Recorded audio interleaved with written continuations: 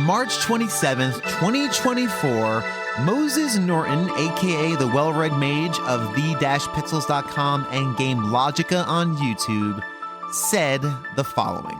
Is Chrono Trigger a Final Fantasy? Even an honorary one? I will say honorary. Okay. Absolutely say honorary. They put it in the thing, like what we said earlier. Right? They put it in the thing. They did. It's down here somewhere. Where is it? Let's get our copies out. Let's get our copies out. Be right back. Boom. I got it first. And who's right here? Oh, I had to run in the next room. No, just kidding. Mine's right here. Hey, brother. Hey. Yeah, look. Okay. You don't make a compilation called Final Fantasy Chronicles and put a non-Final Fantasy game in it. It just doesn't make sense, right? Listen, I will always say honorary. That's definite. I just don't. It's not in the title. Everybody can see that. It's not obviously. the title, right? Yeah. Obviously. I always say they labeled it Final Fantasy. You know what this is? You know what this is? I had growing up, and I think we probably all had this growing up. I had an aunt and an uncle who were our aunt and uncle, but they weren't family. So it was my Aunt Tony and Uncle Ron. They weren't family. They weren't blood related, but they were in the family. They get invited to all the weddings. They go to come show up at Christmas once in a while. They were family. That's Chrono Trigger to Final Fantasy. They're not blood related, but they're in the family. They're the fun sitcom neighbor that shows up and says, "Hey!" Now people want to be like, "Well, what about Bravely Default? Well, what about Secret of Mana? What?" Well, they're like work friends. Exactly. They're work friends. They're not. This is Chrono Trigger. It's like, come on. So there's so many clinchers here. If you ever do a Chrono Trigger episode, I swear by all things holy, I will show up and talk as long as you want me to. But I can make a great case for this. I can. Have you ever thought? I'll leave you with this like mind thought food thing. Have you ever wondered why Jenova and Lavos are so similar? Ooh. There's a lot that's kind of Cetra, right? Was it Cetra? It's been a long time since I played 7. Cetra, right? I think so. I think that's correct. I gotta look it up, or somebody's gonna be like, "What the heck are you talking about?" Yeah, Cetra. I was like, "Oh gosh, is it centrist?" No, Cetra. Centrist. The Cetra, a kind of an ancient magic race, and then you've got the Zeal Kingdom as well. There's a lot of similarities. Oh, that's interesting. And that's because they pulled the developers from 7 to work on Trigger. So the mixture of Final Fantasy ideas, people will be like, well, it's just as much a Dragon Quest as it is a Final Fantasy. No, it's not. There's 2 people who worked on it, who worked on Dragon Quest. And this was not made by Enix. It was made by a Final Fantasy publisher with a Final Fantasy team, spearheaded by the father of Final Fantasy. I think that would be a really fun episode for this series to do a Chrono Trigger episode in the middle of the Final Fantasy series and just watch the world. Hey, the best thing is people will be mad at you for categorization. And not enough people are mad at me. Let's hang out.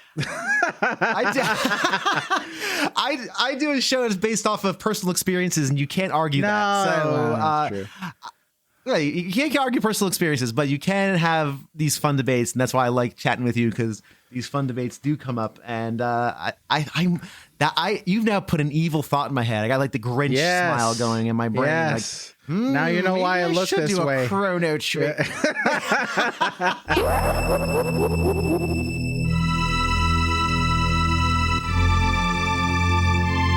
So, what is this episode? Is this some sort of grand troll designed to enrage gamer people online? Have I sunk to the depths of rage baiting for clicks and interaction? Have I become the very monster I detest? Kinda. See, in response to Red's comments, I started asking my guests that very same question in largely the exact same way. Should I do a Chrono Trigger episode during my Final Fantasy series? Do I awaken decades of schoolyard debate with my normally controversy-free podcast? Obviously, the answer is yes, because this episode exists, but not exactly as you may expect. On this episode of A Gamer Looks at 40, I asked the same question multiple times, and through those responses, discover some truths about the relationship between Chrono Trigger and Final Fantasy VI. And on the back half of the show, I spend a half hour chatting with a Chrono Trigger superfan about her love of the game and what it's meant to her over the years. This may be the most meta podcast I've ever produced, so time to polish the wings on the epoch, wave goodbye to the old man at the end of time, and hurtle 6 months into the past on episode 114, Chrono Trigger, to be or not to be a Final Fantasy.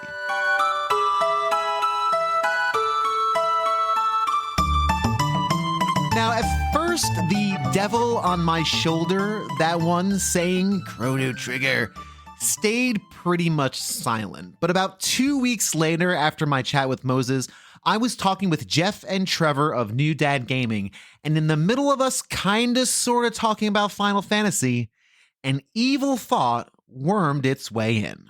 I want to switch a gear real quick because this came up in a different conversation with somebody.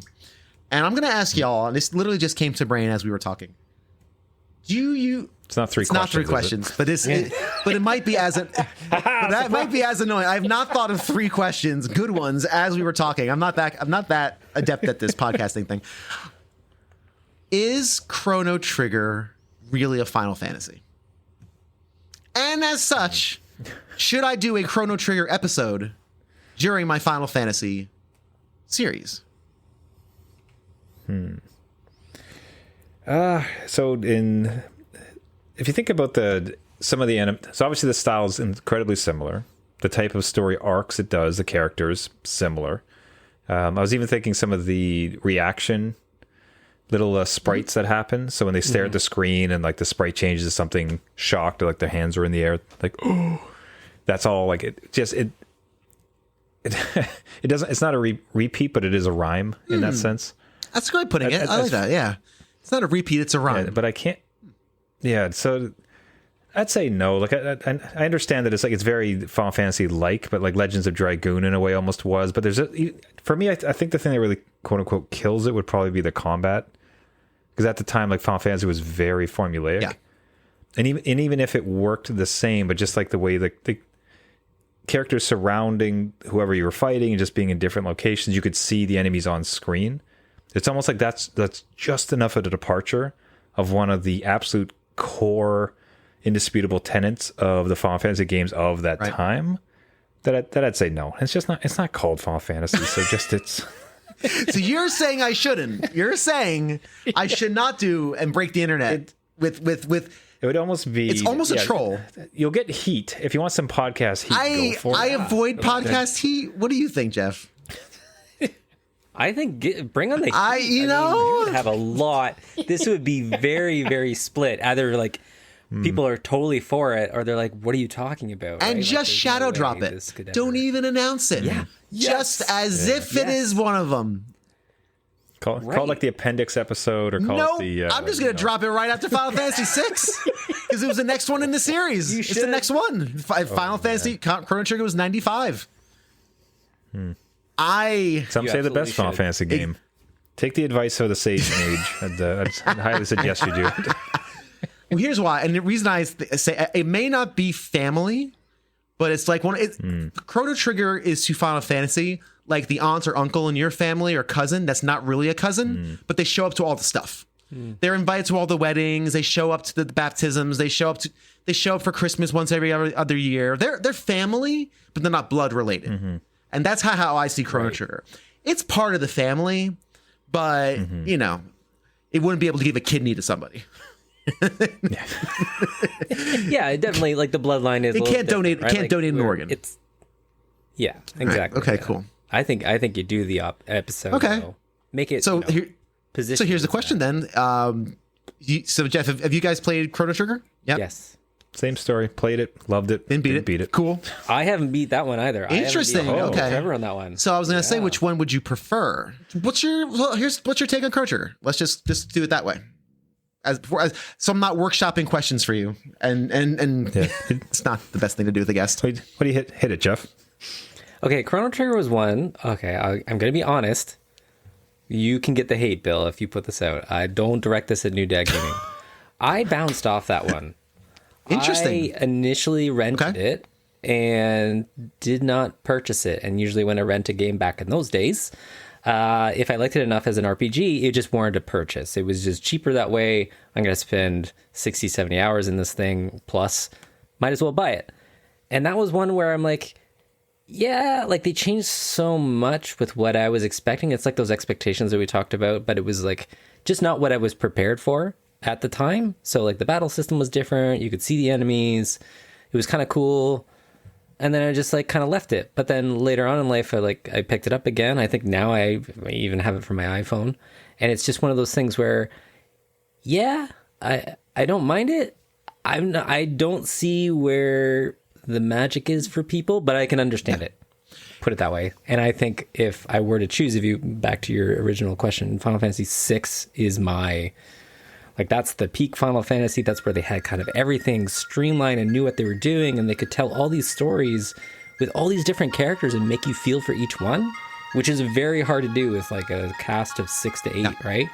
And with Chrono Trigger, I just didn't quite feel that, but I understand where people feel that. And I don't know if it was just it didn't hit the same Final Fantasy button for me. That's fair.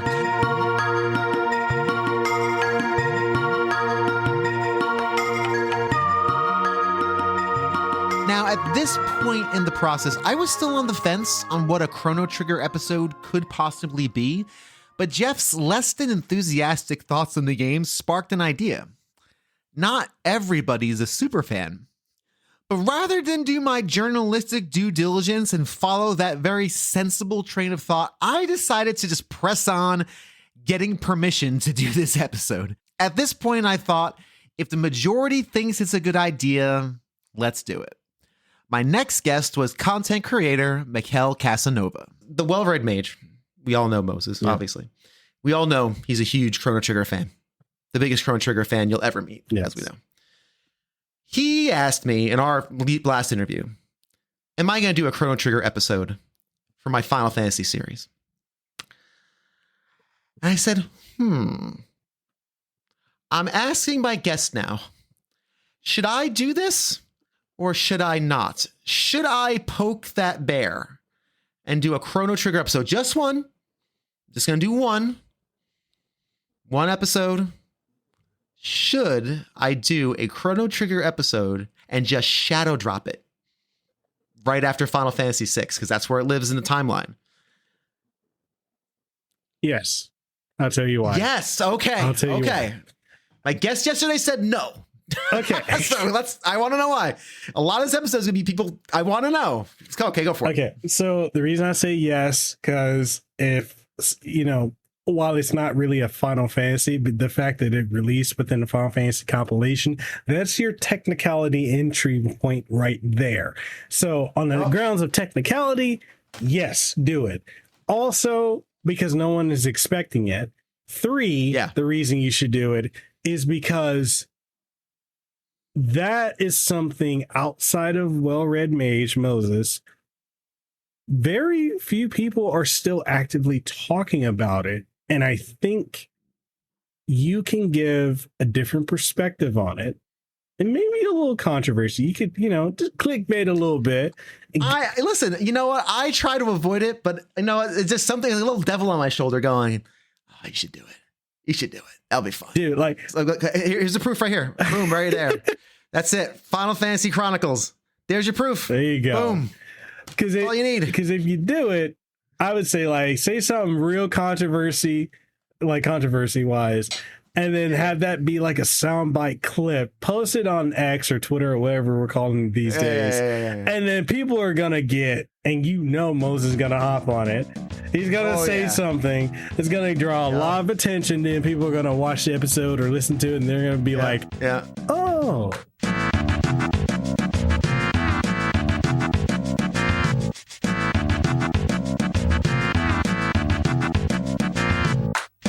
From there, it was a mixed bag of reactions, but at this point, I'm undeterred. I am now on this road.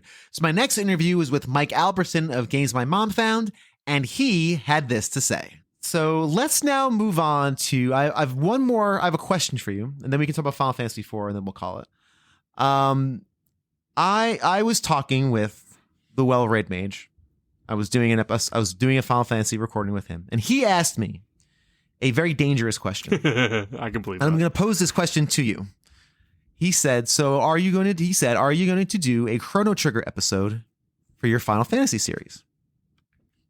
And I said, no.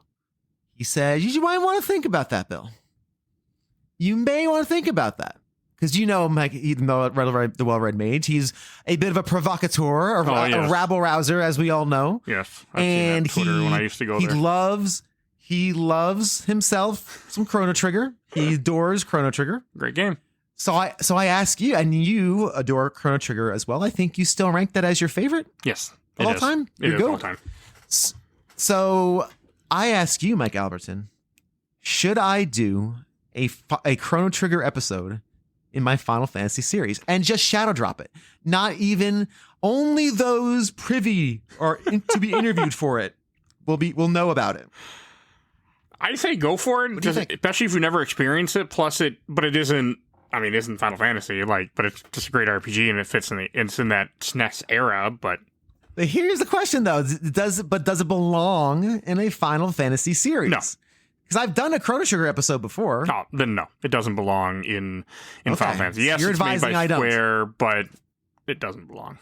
And it's also made by many veterans of the Final Fantasy franchise. No, but you meant has some pretty close ties. But Akira Toriyama wasn't involved in Final Fantasy, and he's the lead. Well, not lead, but his art is what is the game. Yep.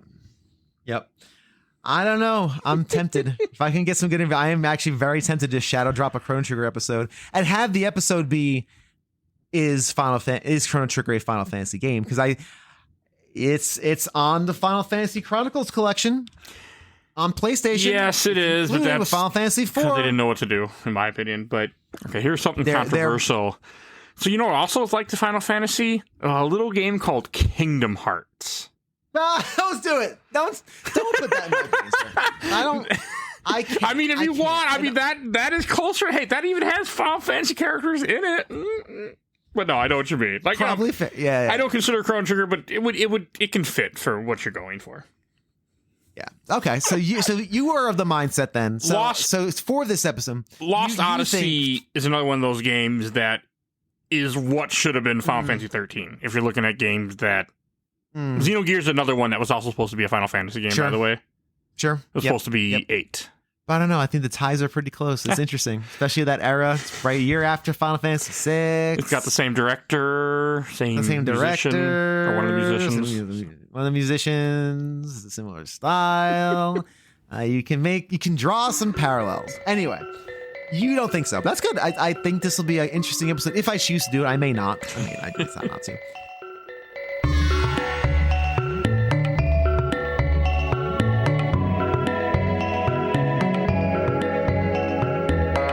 Next up on this extremely meta episode is the great Tim Knowles, formerly of The Leetist, who not only gives his opinion on this ridiculous idea, but shares why it might just actually work.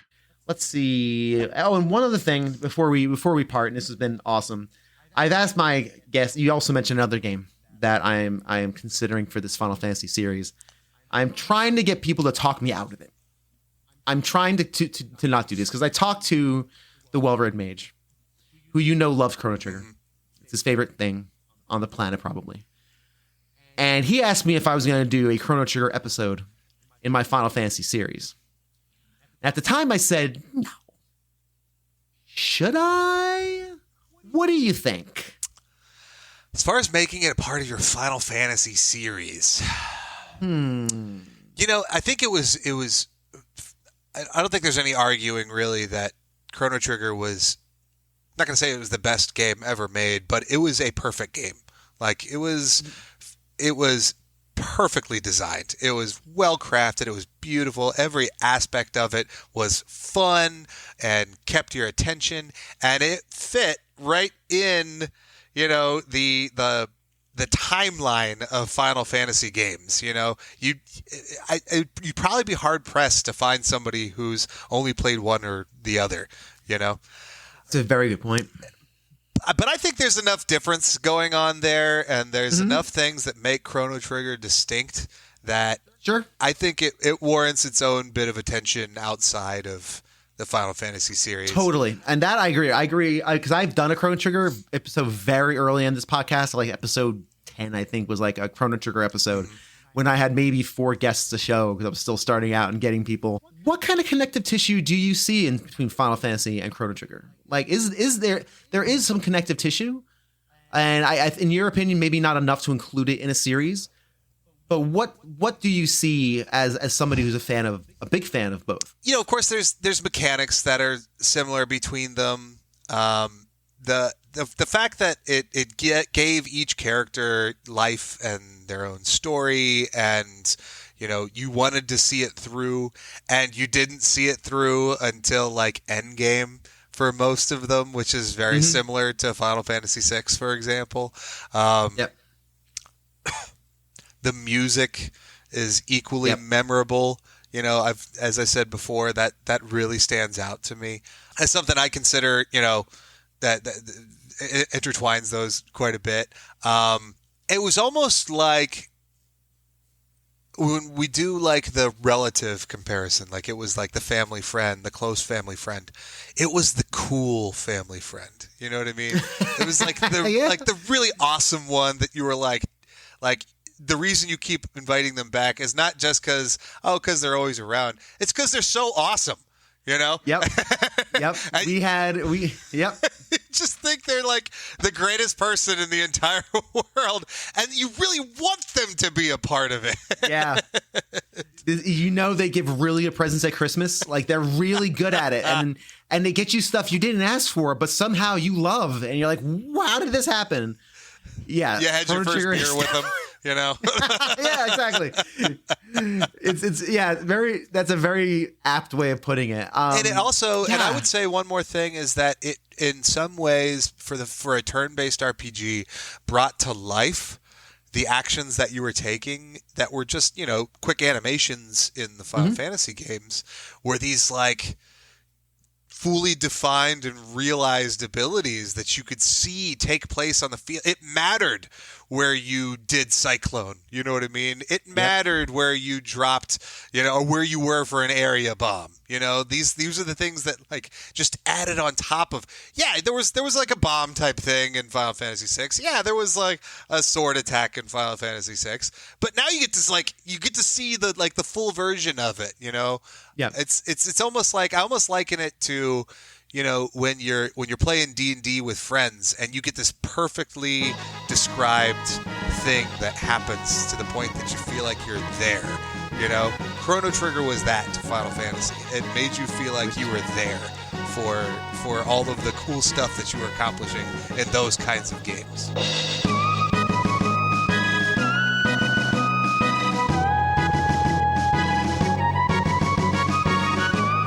After that conversation, it was all about reactions, and next up is one of my favorites from the one and only Ryan Lindsay of Kiss 105.3 FM in Ottawa. I have one more question for you, sir, and then I will take my leave of you. And again, thanks again for the time. This was a lot of fun. I had a conversation with my friend, the Well Red Mage, who is, and you may know him from Twitter or not, maybe not. We're not friends. We've talked once or twice via exchanges on Twitter. I'm not calling it X. Sorry, Elon. But I can't either. That content is at all times. Big fan. So I was chatting with Moses, aka the Well Red Mage, and he asked me, he's the biggest Chrono Trigger fan on the planet. On the planet. My brain immediately pulled up like 17 Well Red Mage. He posited, he's like, so Bill, are you going to do a Chrono Trigger episode in your Final Fantasy series? And I went, Final Fantasy. I said I wasn't, but convince me. that was a mistake because I think he's starting to convince me to do a Chrono Trigger episode of my Final Fantasy. So I'm going to ask you, and I've asked all my guests so far, do you think this is a good idea? Okay. This one, he is 100% right. It kind of kills me that a lot of people don't put it in there because I know it doesn't have the title. I understand it. And there's so many people that'll stand up and be like, that's a totally different system. That's a totally different game. I'll get sued for making a Mickey Mouse voice, but it deserves to be in there. Let's be real. The game has, yes, brilliant strides towards all sorts of different things and a lot of things they didn't do in Final Fantasy games prior. But you play that game, you try and tell me you don't feel it the same way. It has the same storytelling. It has the same emotional moments. It has the same, like, baddie becomes goodie, becomes this, becomes that, becomes this, becomes that moments. I will say, 100%, yeah, it deserves to be in there. Chrono Trigger is just the neighbor in the sitcom that comes by and says, "Hey," and everyone goes, "Ah, Chrono Trigger, come on in, let's do a thing." Chrono Trigger is the drunk funny uncle. Yes, you have to put that like that caveat, the drunk funny uncle. Let's use. Right, yes, because there's a big difference between I want to go on record since you've got it, and this may get cut and it may not, and that's okay. I think Chrono Trigger is a masterpiece and a phenomenal game, but much like your line, where Sephiroth ain't no Kefka, Chrono Trigger's not the top of the pile for me. I agree. 7 is very, very close after, with 2 or 4, depending on what you call it, very, very, very, very shortly after that. But 6 is the top of the pile for me. I agree, and I've always felt that way. I love Chrono Trigger, and I've tons of fond memories. I have lots of great stories about it, and I will do another Chrono Trigger episode for the show. I did a Chrono Trigger episode way back when this started, almost 3 years ago, so it needs to be redone anyway. It's like a topic that. I think I had like 4 people on there. It's just starting the conversation. So I need to do it proper justice. I think I'm going to do a Chrono Trigger episode, and I'm just going to shadow drop it. I'm just going to drop it and not just poop. Here you go. Enjoy. Time and pull snippets. You're allowed. It's Chrono Trigger. You know whatever you want. This is true. This is very true. See, you can drop the same episode and be like, this is brand new. And they'll be like, whoa.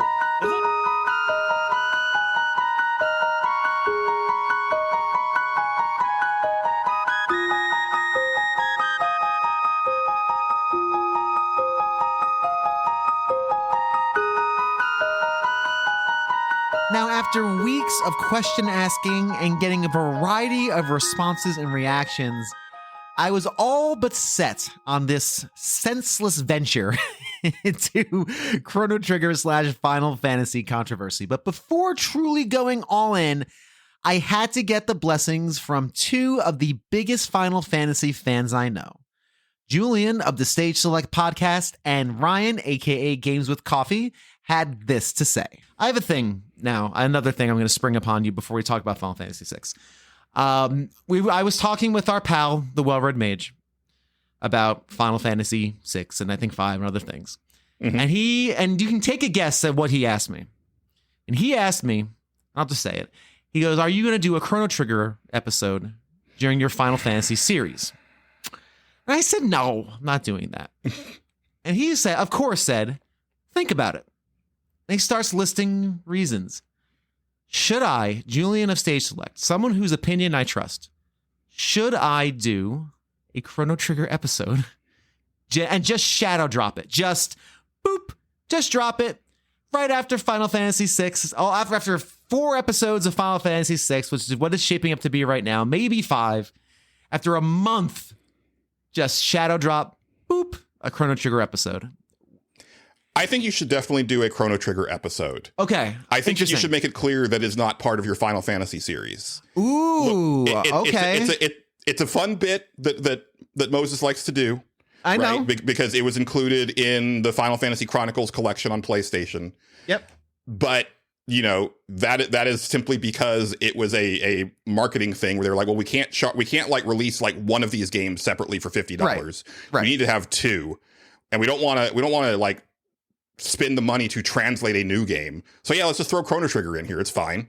And I think the thing that I would counter, Moses's, because at this point I'm not even sure if it's a bit anymore or if he truly believes this. I think he truly. It's not. I don't think it's a bit. I think he truly believes, and he's a true believer. That's kind of where I'm leaning now. And my counterpoint to that would be the fact that like Chrono Trigger has never been included in any other thing that's Final Fantasy related since that collection.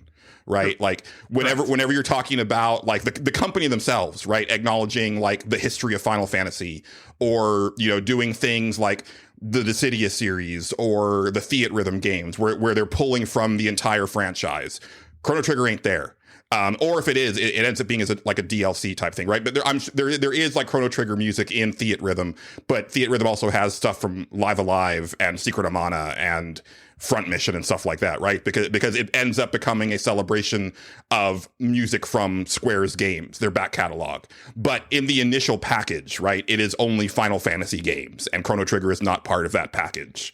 And yeah, there's little references here and there, but that's because they're just little fun references, right? It kind of harkens back like I'm also one of those people who really rails against the idea that some people try to like cram all of the games in like together and say like no they're part of the same like it's all connected, blah blah blah, like Zelda. And it's like, no, it's not. Like they're all separate worlds. Like, yeah, it's fine for them to be. They don't, whenever you see like a reference to an older game, it's just that. It's just a fun reference for the people who get the reference. Right. Yeah, it's an Easter egg for people who get it. Not everything has to be this interconnected thing, right? Not everything has to be this giant spider web of connections.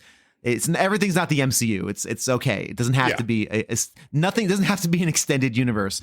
But I will pose this question then, because it's funny. I've asked this question now a number of times to different people since that conversation, and I get different answers from almost everybody, and for different reasons, which is going to make this episode really what it's going to be. Is going to be it's going to be a very meta thing where it's going to be an episode of people debating whether or not I should drop a Chrono Trigger episode in my Final Fantasy series. And that's what the episodes will be made up of. So as a little bit of point to that, what parallels, if that were to happen, if let's say Square for some whatever reason said, you know what, we're going to lump this in, what parallels could you see if you were to make that jump? Or do you think there really is not enough to make that claim? Because there are some different, because you have some of the developers that worked on the same games, and there are some stylistic similarities between the two titles. Our good friend Moses makes a good argument. What would you say to that argument? Would you, if I'm gonna try to frame this question in a way that's not leading. I guess really, could you make some parallels, or do you really think Yeah, of course. Yeah, of course you can make some parallels. I mean, obviously like the core battle system, right? Like it uses the ATB system, which had been like, the Final Fantasy standard at that point. Like I think just the actual impetus of the game, right, was let's take the best and brightest from Final Fantasy and the best and brightest from Dragon Quest and have them work together on a super game. Right. Like in a way, like it's sort of like a super group, in music. Like that's what they were kind of going for. I think that's the other thing for me is that, so Chrono Trigger is not my favorite of the RPGs on the Super Nintendo. And it actually is not even in like my top 5 games of all time. I love it, but like I don't hold it to the high standards that most people do. Mm-hmm. But having said that, I think trying to lump it in with the Final Fantasy franchise almost does it a disservice, because from the outset, it was trying to be like, yo, look at this like massive endeavor from like the creators of the 2 biggest RPG franchises in the world at that point. Mm-hmm. And here's something new. And it's so good and it's so new that there doesn't need to be a follow-up to it, right? Because even though Chrono Cross is technically part of that franchise, it almost makes a case for like another Final Fantasy thing where it's like, well, I mean, the name's there, but it's not really, it's sort of a sequel, that type of thing. Like, yeah, I think Chrono Trigger stands on its own so well that it kind of is. Yeah, this is going to sound harsh what I mean too, because I love Final Fantasy and I like it more than Chrono Trigger, but it does it a disservice to try to lump it in with Final Fantasy, because I think it stands on its own as a uniquely special thing that was lightning in a bottle that could never happen again. Yeah. It's also why I think that they should never try to remake it. Yeah, I don't think they should either. I think they should just leave it alone. I know the money you'll get, people will pay and spend for it, but honestly, I don't think there should be a remake. It's funny. I like how you liken Chrono Trigger to like the traveling Wilburys or like a super group. It's true though. It's the temple of the dog of RPGs.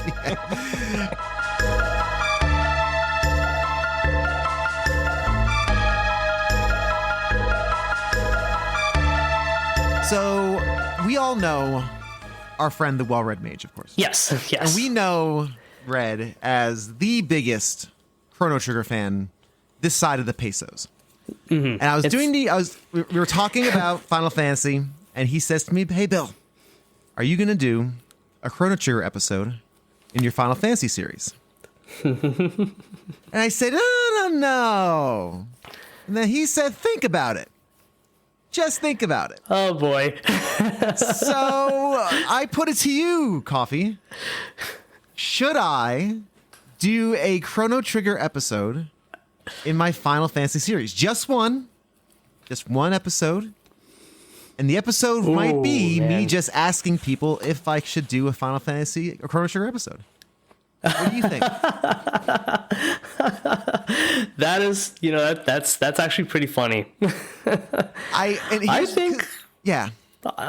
Thinking about it closely, I'm in agreement. Chrono Trigger is a Final Fantasy. It has kind of the same basic beats. There is a cycle in which you have to break out of, which is the entire time traveling from when Lavos arrives 65 million years ago to AD 1999 when it arrives, destroys the world, and leaves it a dying husk of its former self. So there's that breaking of the timeline there. So if we're going by that definition of a Final Fantasy, yeah, that's there. It fits. Do we have compelling characters? Yeah, we do. That fits. Do we have great music? Yeah, we do. That fits. Yeah. If a potato, All right, Final Fantasy Chrono Trigger.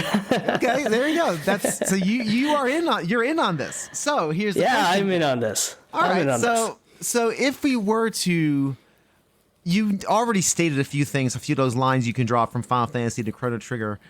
What are some lines that you think you could draw between the two games? And you already mentioned a few of them, but what do you think one of the biggest one is? The biggest parallel that you can see between the two? In your opinion? Biggest parallel. That is a very good question. I think I'm going to circle back to the breaking of a cycle. Okay, breaking of a cycle. The breaking of the cycle is probably the biggest indication, the biggest tie that ties Final Fantasy the series to Chrono Trigger. As I explained before, the goal in Chrono Trigger is to eliminate Lavos before he destroys the world. If he doesn't, this time loop, the timeline still remains the same. Earth and humanity is doomed. But at that vital inflection point in 1999, when the team takes on Lavos, they effectively break the cycle. But then they start some dimensional shenanigans that leads into Chrono Cross, and that's a whole kettle of fish that I'm not gonna pop into at this point right now. That's a tricky one. That's a very tricky one. But but under the scope of Final Fantasy and Chrono Trigger, the breaking of the cycle is where the parallels lie. Interesting. That's very. And that is my answer. Final answer. I love it. I think that makes a lot of sense, and I think because Chrono Trigger is all about those cycles, and I think that makes a very good amount of sense when you put it in that kind of perspective, for sure. Yeah, man. Yeah, for sure. Cool. Well, maybe I will. Also helps. It also helps that I played Chrono Trigger just recently. I wasn't supposed to. I wasn't like planning on it, but I'm just like, well, it was really because of Akira Toriyama's passing, and I'm like, you know what? I'm gonna play some Chrono Trigger. I'm just gonna go wild with it. So I pulled up my SNES emulator. Played it on a trip when I went to States for some training for work, and just had fun with it. So it's like fresh in my mind right now. So it's awesome. That's awesome, man.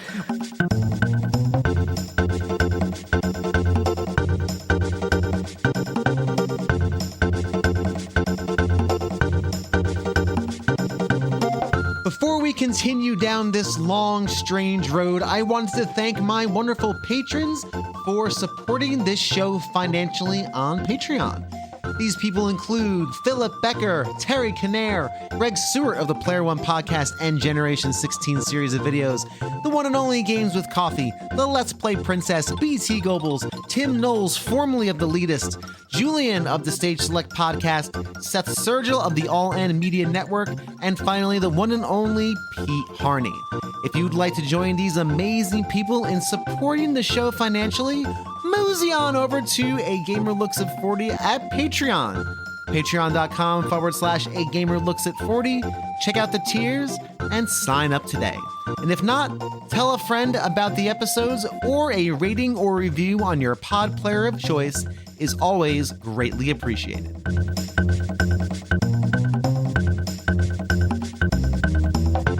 But the episode couldn't be just that. It could not be 40 minutes of me asking people questions and getting responses. So I searched out a brand new voice to the show who I thought could provide insight, perspective, and a different take than what I've heard before. Meet game developer, voice actor, YouTuber, and all-around fun personality, Chrono Katie. A few months ago, she was kind enough to sit down with me to chat about all things Chrono Trigger and put a sensible capstone to this completely insensible idea. Let's join the conversation. Katie, thank you so much for taking time to talk with me about a game that is clearly near and dear to your heart, Chrono Trigger. Just a little. Just a little bit. Before we get started, like in the meat of it, I'd love to hear your history with Chrono Trigger. When did you first play it? Was it of its time? Like, I just love to hear how you got involved with Chrono Trigger. So, believe it or not, I did not play it on the SNES. I didn't even know about its existence until 2008. So yeah, I'm a fake fan. Ooh, no. So yeah, 2008 was when the DS version came out, right? So I grew up with watching Dragon Ball. I'm a huge Dragon Ball nut. And I was how I got close to like my cousin, how we became like really good friends, and we would watch it all the time. So obviously Toriyama's art style was stuck with me, right? So and then it was around like the time when I think the Wii was preparing to launch.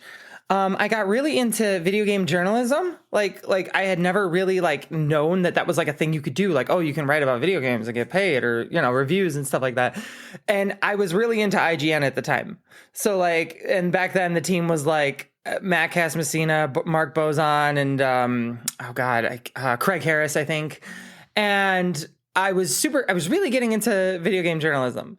And then I see this review for a game called Chrono Trigger by Mark Bozon, who knows this story and loves it. So that makes me really happy. But yeah, and I see it.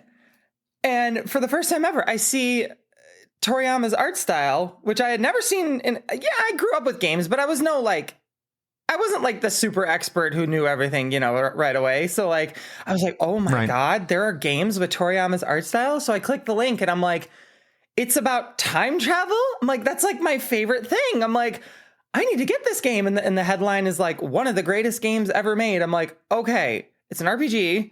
It's one of the greatest games ever made. And it's got Toriyama's art style. Okay. So that was like the first time I think I've ever bought something based on like, you know, that kind of thing, like a commercial or something like that, you know? And I went out and got the DS version, and I just I fell in love. Like, I remember there was like one moment where toward the end of the game when I was just crying, and I was like, yeah, this is the greatest game I've ever played in my life.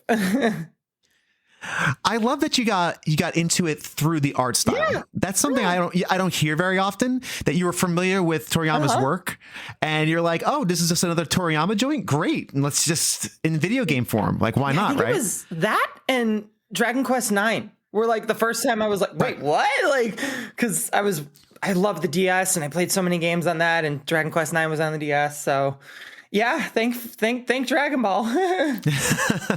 So when you first played it, obviously the art style is what grabbed you initially, but obviously it sounds like there were a lot of story things that were interesting in it. How did it hit for you when you played it for that first time on the DS? You know, the first playthrough, I think I was so fixated on like finding out why it was so good that it hurt my initial playthrough.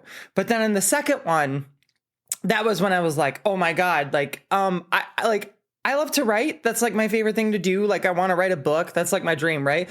And like, so I'm really into writing. I'm really into narratives and storytelling and stuff like that. And to me, it's kind of been like my muse for a long time. Like, I just think the writing is so stellar, especially for a 25-hour game, especially for an RPG. It is a game with absolute perfect pacing. It's just the one story beat leads into the next and leads into the next, and just everything is complete. It is firing on all cylinders, right? Which makes sense because it's like made by the biggest experts, you know, of the RPG, industry at the time. It's literally like a super literally group. Is. Like, it's like this, like the traveling Wilburys of video games. I think someone coined I always describe it as it's the lightning in a bottle game. You can't recreate it. It's just when perfect forces collided, and so I look to it now as like an inspiration in my writing. That's a big reason. Obviously the music. I mean, come on. Come on. I've always had trouble like articulating how music makes me feel, but I think it's just like, you don't necessarily need to. You just say the music and we all on some level inside know like how that made us feel. You know what I mean? Like, and just Mitsuda's tracks, just, oh my God. Like, but yeah, I mean, I also had this one super memorable experience the first time I was playing it. It was probably my favorite moment to this day. It's when you first get to Magus's castle. Well, actually the entirety of Magus's castle, really. And I don't know like how long it's been since you played it, but I'm sure you remember like the atmosphere of Magus's castle. It's very macabre, totally. And you hear like the owls like and the crows like in the background, and it's super creepy, right? And I played that part. I got to the castle. It was during a massive storm in real life, and our power went out. So I played that entire Magus's castle section with power out in pitch black during a storm. And let me tell you, it was... Forget it. Yeah, it was a palpable experience. That is something I would pay to do. I know, I would actually right? pay for like that experience. That is so cool. I love that. I should leave a save file there and then just wait for a storm to blow in. I love that. Yeah. That's the way to do it if you're gonna play that version, especially on the DS. It's portable. Yeah. You don't worry about the batteries. That's really really fun and good. What are some of the characters? Obviously, Chrono Trigger, I would even say more than story, is so character driven. It's ridiculous how character driven that game is. What characters did you connect with, or do you connect with now, either then or now, or if they've changed? You know, I think at first it was always Frog. Because, people always say Frog, and it's why wouldn't they? You know, he's one of the deeper characters. Everyone loves a good story of redemption. He's so cool, you know? I mean, he's a friggin' knight, and, but like, I wouldn't say I relate to him, but Magus has become my favorite. I just think that there's a lot of like hidden depth in his character that even the game doesn't like make blatantly like clear, you know? And I love to think about his character in that way. But I always think the most underrated character is Marley. I know it's Marl, but I call her Marley. I'll die in that hill. That's fine. No, I'm just kidding. That's fine. That's totally fine. I feel most like her, I guess, because she's like bubbly and an idiot. So I feel Nice. No, I think she's an underrated character because she's like the group's conscience. She's like the group's conscience. She's like she's like their light and like keeping them cheery, and they wouldn't even be able to save Chrono like they do if it weren't for her. So like, but nobody ever talks about Marley. So it's interesting because she's kind of like this force of positivity. Oh yeah, totally. And like you said, she's kind of like this driving engine when all seems bleak. Marley has this, and I always used to say Marley as well, so you're in good company. Okay, I said Marley for the longest time. I never said Marl. Yeah. So language is fluid. We just it's fine. It's fine. If you say Marl, I'm totally cool with that. I prefer Marley. That's all. Yeah. So for Marley, I always saw her as, again, like this agent of positivity when all things are bleak. Here comes Marley, who's going to have a rosier look at the situation, or a can-do kind of attitude. And I think much of that is due to the fact that she has never seen the real world before. Like, you know what I mean? Like, she's been cooked up in a castle her whole life. So everything is wonderful to her, probably. Like, she sees all this as just a big, great adventure. That makes sense. Because this is even just the fair alone is like spellbinding to her. Like, never mind the time travel, That's something I've always hoped, like, if they ever did like a remake or something, like touch more on like, that side of her.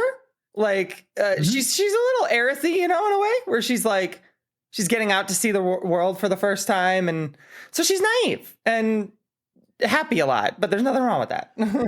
But there's also an innocence there, for sure. Like that, and that's cool. Like there's something to be said for that innocence, because she was a princess, right? I'm sure she hasn't had the roughest of lives, right? She hasn't had a frog life.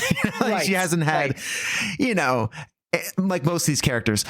So I think that maybe why people don't like really talk much about Marl, but I don't know. I think that trope of the princess out in the world for the first time allows us it gives us somebody to wonder at the world. Oh, yeah.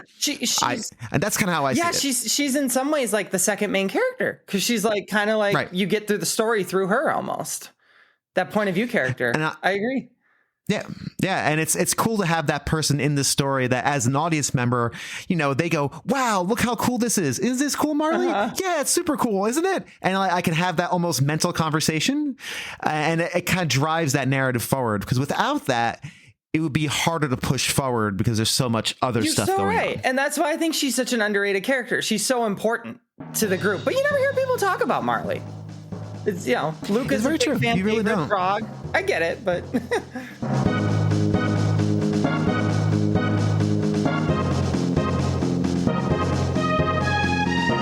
obviously Chrono Trigger is full of huge moments and settings and areas. What would you say I always try to avoid the word favorite, but what would you say, like, maybe favorite, like your favorite time period of Chrono Trigger? How about this? Here's I'll ask it this way. Which time period would you want to live in the most? Oh gosh. I actually have, like, I ask the people like all my other Chrono Trigger fans, I ask them this question a lot, actually.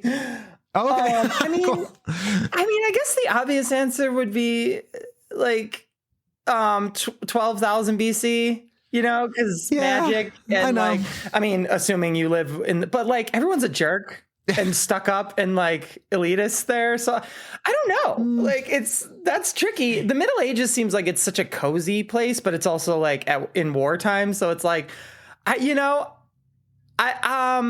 I think I would say probably antiquity, 12,000 BC. But like my favorite one in the game though, I think is prehistory, personally. Interesting. Okay. Interesting. Is why prehistory? I just really I love dinosaurs, so that's part of it. So Fair. It's really shallow, right? It was my second favorite character. So like, but also I really like the second segment in prehistory, the entire like the battle against the Zala, and like that fight on the bridge with the Tyrannosaurus Rex, like to me it's so iconic. It's my favorite set piece in the game. Yep. Like I always said, like if Chrono Trigger got a Smash Bros stage, right? Make it Tyranno Lair Bridge. That would be so good. That would be it. Yep. 100%. That would absolutely be it. That would probably be it. Yeah. I too love the 12,000 BC. I just love the look of that place. I like the soundtrack. Sure. I like everything about that visually. I don't know if I'd be fancy enough to live in the good place though. That's the only issue. The present day looks pretty good. Honestly, yeah. I don't know. There's a fair. The economy seems pretty okay. Time. Like there's nothing going. There's nothing bad going on there. Pretty much. No, everything's actually pretty much okay. Yeah. So I think that's probably where I would end up. But I just love the look of that 1200 BC, the antiquity. Antiquity. I just love the look of that. I'd be interested to see if anyone said future. And I'd be like, can you justify that? Yeah, can you justify future? Because clearly you have a different mental image of what the future is. Not those domes. I don't live in the broken domes. I'm going to live in like a cool dome. Absolutely. I can't imagine my only food source being a thing that I walk into makes me not hungry. Yeah. And then I go, still hungry. Mm-hmm. Let's talk a little bit about your project, the thing that you are working on right now. As of this recording, you've released the first chapter of your fan dub. Yeah. And when I heard there was a fan dub for Chrono Trigger, I'm like, oh, this is going to be interesting. What is this going to be? And I said to myself, be open-minded, go into it with an open mind. And I'm so glad I did, because it is honestly and truly really good. Oh my God, that means so much. You don't have to say that. Like, and the reason I'm setting it up like this is because I don't just say things, and I wouldn't say anything about it if it wasn't good. I am very pleased to report to you, the person who made it. I'm very happy because it's actually really good and fun, and you made some really good choices. So I'd love to talk about. I'm so glad you said that, because like that is the biggest worry of mine, because Chrono Trigger fans are passionate. Yes, they are. That's why I haven't done a full series or anything on Chrono Trigger. That's why I'm kind of sneaking it into the Final Fantasy series.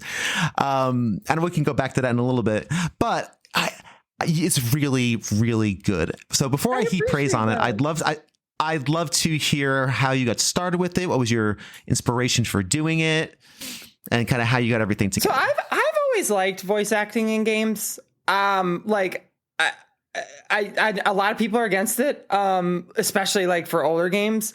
But like, I didn't grow up with the original, and I think the original is still amazing. But I'm not one of those Chrono Trigger fans who's like, oh, it has to be a certain way. It has to stay that way. It has to stay that way. I'm like, no, there's always something you can do. And I'm always open to other interpretations and stuff, as long as somebody knows what they're doing. And I'm like, I think I know what I'm doing. So I'm like, I've always wondered well, as far as Chrono Trigger, not life, but I've always wondered what a voiced version of the game would sound like. And it's just been a pipe dream for a long time. And I don't know. I just found myself with a lot of free time. So I'm like, let's just do it. It was really just like a if That's I don't awesome. just do it, it won't happen. So let's just do it. Like, I can't imagine the casting process. It was arduous. Very intense. Like, oh my God. How many voice actors do you have involved in the project? Oh my God. To be honest, I actually haven't counted total, because I brought on a ton of extra people just for like NPCs, the people feel involved and can be in it. So they just like do like a one-off line or something. But I want to say it's somewhere around like 40 right now. No, maybe like 35. Yeah, something like that. Okay, that's incredible. Yeah. You must have gotten so many submissions, and again, the casting for this is really well done. I really like the fact that you're giving Chrono a voice. Oh, thank you. That was probably the thing I was most afraid of, obviously. Like, what did you? Because that is a big bone of contention. Exactly. So what made you make that choice to give Chrono a voice in this? I think so. The way I described it is, I think that there's a difference between a game and like what we're making. So it plays out basically like a playthrough of Chrono Trigger that's voiced. But in my opinion, since you're watching it, it's kind of more like a movie. And a silent protag works a lot better in a game because like it's your conduit, you know, it's supposed to be kind of you and like you're envisioning what it is. But this, you're just watching it. So to me, it would be a little more awkward if Chrono never spoke. And I've never had a problem with making the silent protag speak. Like I'm cool with it, even if Link did it. Like it doesn't matter to me as long as the character's cool and interesting, you know? So I thought, what if we did like a Joker from Persona thing where like he just says really short lines and he's mostly a silent protag, but you know, just little short lines that boost the storytelling a little bit. Totally. No, that makes a lot of sense. And I think you made a right decision because again, if I'm just playing the game, I can be Chrono, but it'd be very awkward if Chrono never said a word. Exactly. in this visual Yeah. I'm so sorry to cut you off. Technically he does talk if you think about it, because he responds to things with like, you know, sure, why not? Yes, no, you know. So I'm like, those are technically him. That's technically him saying something because characters respond like he said the word yes or no. You know what I mean? Now, there's one thing you did in this first episode, and again, this episode of the show will probably release in about a couple months, I'm assuming, I'm guessing, just based on my mental schedule. But so you may have more episodes out, and I'm not sure how often you plan on releasing these. But in the initial episode, when you walk into the Millennial Fair, you have lots of little voices just scattered around the environment, as you would at a fair. You have somebody introducing you to the Millennial Fair, and then you have different people commenting on different things. It is such again, this is not just praise fest, but it's such a smart idea to utilize this format to grow that out. That was a really, really good idea. Like I was very impressed when I walked to the Millennial Fair, and it felt very integrated also into the Millennial Fair I've walked through countless times before in playing this game over and over and over again. There's some really fun little Easter egg lines in there too. Oh really? Oh cool. I'll have to give it another listen then. That's cool. Thank you though. That's cool. I wasn't sure how it would play out, but we got a lot of compliments on it, so I'm glad. I think it's cool. I think it definitely adds a lot of flavor to the environment and it stays out of the way. It's not something that I think clutters it, or it's very well placed. So I thought that was particularly neat. Whoever did the voice of the robot is it Gato? I always forget. Boy, did that person have fun. God, yeah. That person totally was having a blast. Yeah, with that one. They were. That's Night Arcanum. He's great, and he was a runner-up for Magus as well. But didn't quite get it. So I was like, oh well, let's give you something, you know. And he's like, what about Gato as a joke? I'm like, yeah. And he's like, seriously? I'm like, yeah, let's do it. That's really, really cool. So what kind of release schedule are you looking at for this series? It's basically just they release as I finish. But I am working every day on it, and it's going quicker than I thought. Episode 2 is like, I would say already like 75% done. That's so awesome. I plan to hopefully have it out within a week. And I've just been giving it more thought now that it's off the ground, you know, now that it exists and we actually freaking made it. Like, I'm like, okay, let's think, how many episodes is this going to be? So I've been thinking in my head, like, you know, because there's good stopping points. That's one of the great things about Chrono Trigger too. There's so many great stopping points where like a story's done and then you move on, you know? So like each episode's kind of going to be like that. And I think it's going to come out to like 28 episodes. That's my current guess. Wow. And I seem to be making them in like a 2-week basis so far. But you know, an episode could be more difficult. I could get busy. So I'm not entirely sure. Right. No, that's fair. And I love the fact that you're leaving it open to whatever happens. Right. And I think that's really great that you've decided to, let's just get it out there. Let's get people excited about it and get the work out there. Genuinely, it's so much more important to me that we do it right. To, you know, not just get it out there like as fast as possible. Like, no, we gotta do it well. The Chrono Trigger deserves nothing less.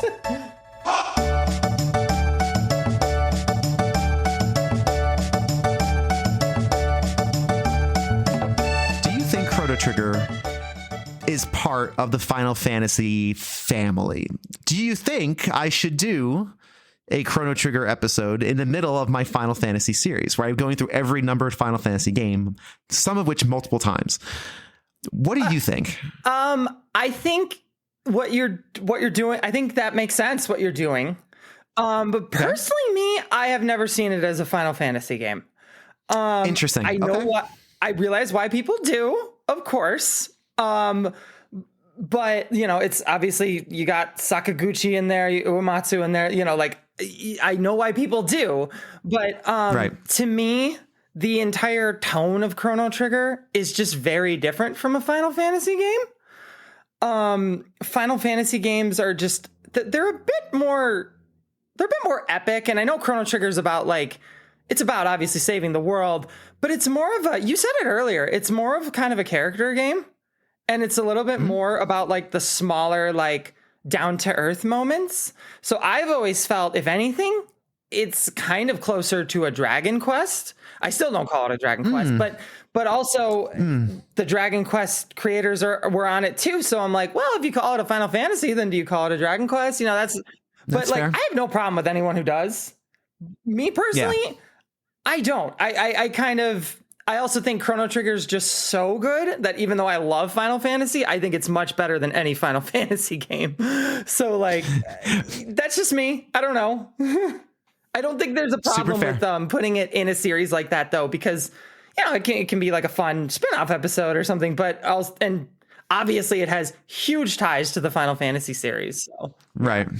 And that's kind of what I'm doing it on the episode for Chrono Trigger. This was again inspired by the Well Red Mage, who is the biggest Chrono Trigger fan I know. Maybe now second after talking to you, but he is one of the biggest Chrono Trigger fans I know. Oh yeah, and absolutely. He's the one who posited while we were talking about Final Fantasy. He's like, "Hey Bill, are you going to do a Chrono Trigger episode?" I'm like, "No." He's like, maybe we'll think about it. So now the episode is literally going to be me asking people if Chrono Trigger should be in the Final Fantasy series, and then explaining why or why not, because I think that's the biggest tie Chrono Trigger has with Final Fantasy, is that people think it should be one. So it'd be a very meta episode, and then this conversation will be the tail end of that. So that's kind of what I'm envisioning. And I know he has a very passionate take on that, which I really appreciate. And even though I'm on a different side of it, I totally understand why people see it that way. Totally. And I love Well Red Mage, so good choice. Yeah, no, it's gonna be a lot of fun.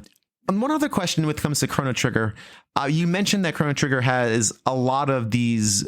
It's made up of a lot of moments, but a lot of the moments in Chrono Trigger are smaller but impactful, which I think 16-bit RPGs do very well. Usually, more I think better than the newer ones. Everything's like a big set piece. What small moment in Chrono Trigger do you remember being particularly impactful?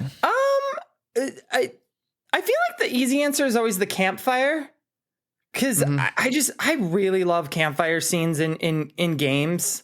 I used to, back when I streamed, I used to always tell my friends, we had this term called the campfire scene, and it didn't always have to be a literal campfire. It's just any moment where the characters just stop, take a breath, and talk, and just be themselves, and I'm like, not enough games do that.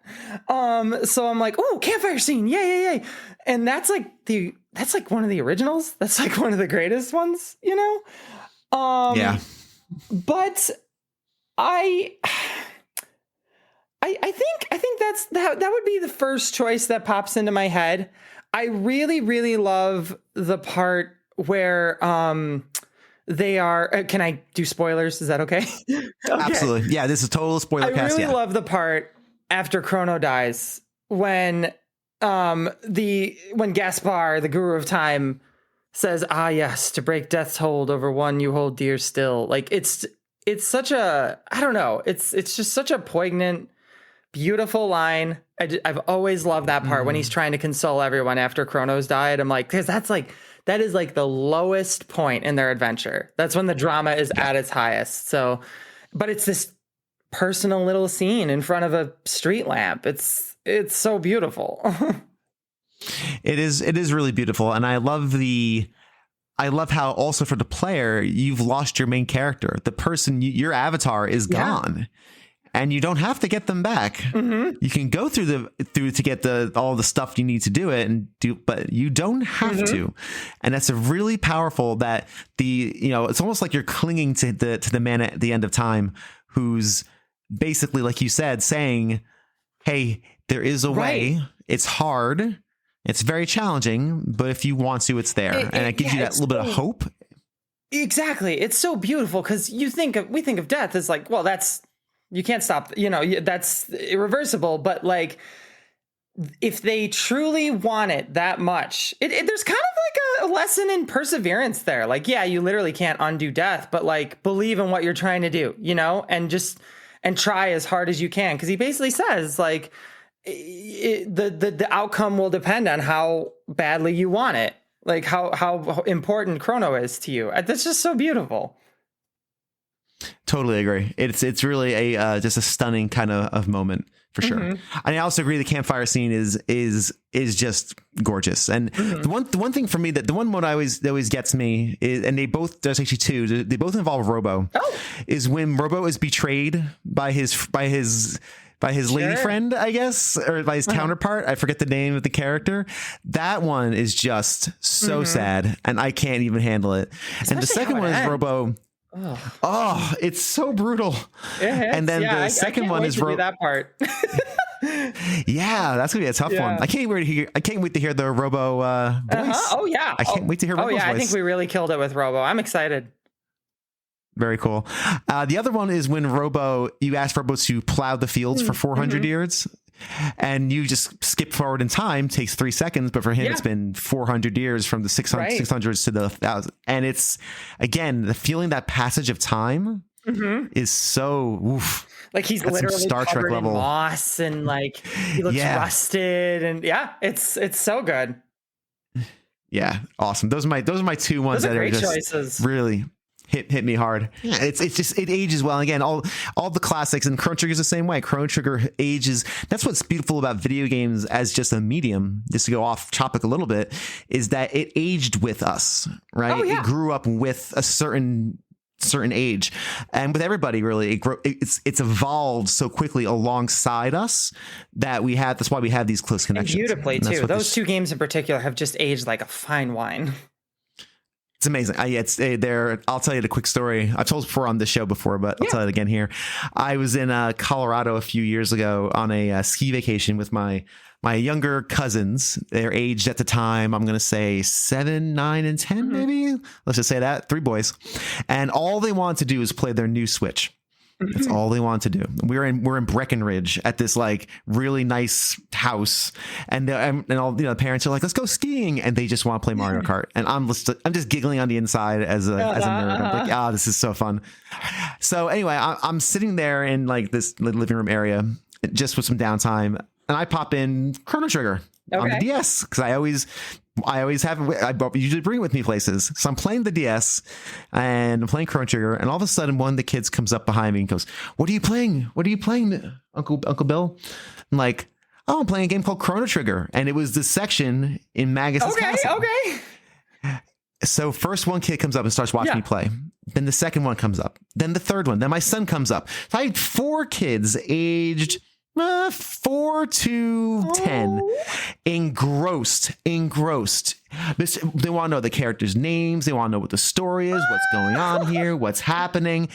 And I was like, it was just a proof of concept of like how these games hold up.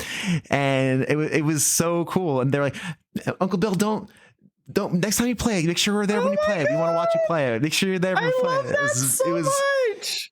It was so cute. So you're so right though. Like it's just a good story transcends all time. Good characters transcend all time. Good music, and like they see like it's so great that even though they're like in the complete new generation, they see all pass through the 2-dimensional visuals and everything, and they just see it for what it is. Just a wonderful experience.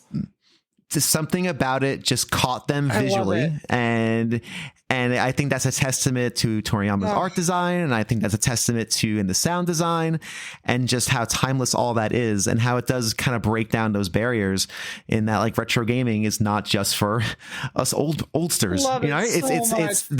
They are timeless stories for a reason. So Absolutely. thought I would share that final little thing with you. I'm so glad you did. I'm so glad you did.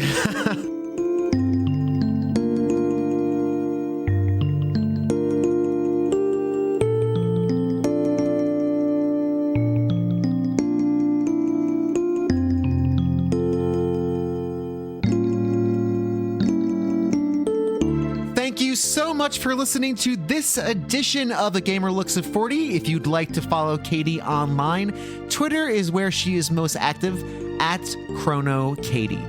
Next week, we're going to do a Tales from the Bargain Bin featuring my best friend on the entire planet, Mr. Joe Coro. And then after that, another solo interview. And then it should be Final Fantasy VII time, y'all, but I don't know if I'm going to get all that done in time. We will see. And that's the fun part about this show. Sometimes you just gotta wait. Hopefully that is not the case too much this time around. Thank you so much for checking out the episode. Thank you to Kev and Pete for cutting up the interviews. They make these episodes possible. Thanks once again to my patrons, and thank you for checking out this edition of A Gamer Looks at 40. And until next time, just be kind to yourselves and each other and me online when you inevitably complain about this Chrono Trigger episode in my Final Fantasy series, but not really. Have a great one, y'all.